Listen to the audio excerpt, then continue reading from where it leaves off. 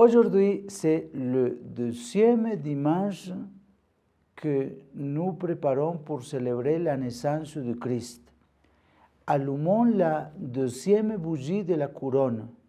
Faisons-le en famille, en demandant à Jésus d'illuminer nos vies, en nous aidant à toujours faire confiance à sa providence.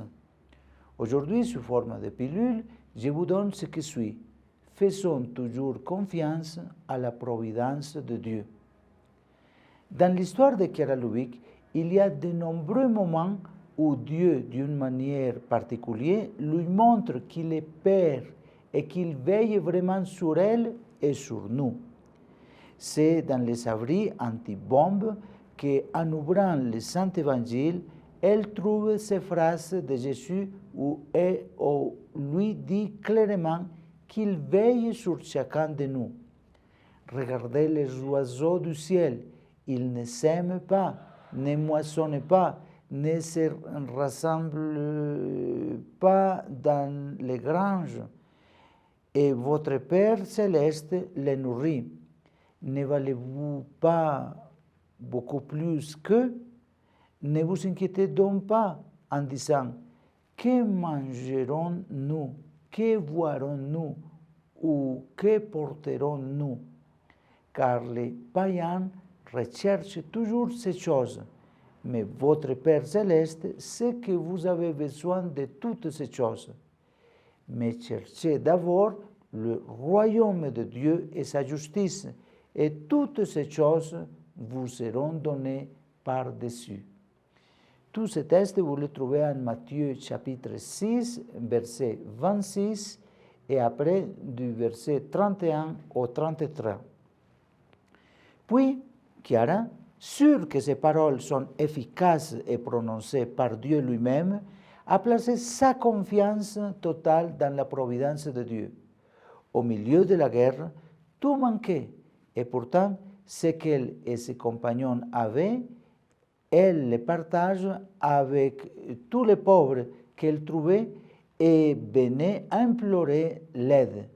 Ce qui est merveilleux, c'est qu'ils ont donné quelques pommes de terre et ils ont reçu un paquet de pommes de terre. Ils ont partagé un bouillon avec un œuf et quelques légumes et ils ont reçu un panier de ces dernières. Dieu, à travers les familles, leurs amis et des étrangers, leur a donné ce qui était nécessaire pour elles et pour les pauvres de la ville de Trente.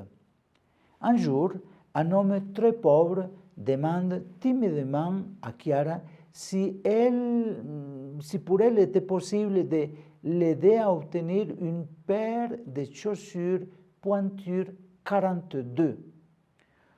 Aucun d'entre eux n'avait cette taille. Alors Chiara va devant Jésus au tabernacle et lui dit « Jésus, j'ai besoin d'une paire de chaussures pointure 42 pour toi. » Elle a quitté l'église et a trouvé une amie nommée Ducha qui lui a donné un paquet et c'était juste les chaussures qu'elle venait de demander à Jésus.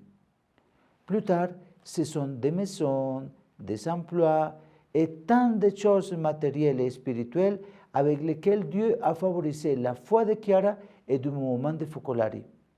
Alors, en ce jour, mettons toute notre confiance uniquement dans l'amour de Dieu, qui veille sur chacun de nous, puisqu'il est notre Père et que nous, enfants, pouvons nous abandonner à sa providence tant que nous cherchons son royaume et faisons toujours sa volonté dans les petites choses de la vie.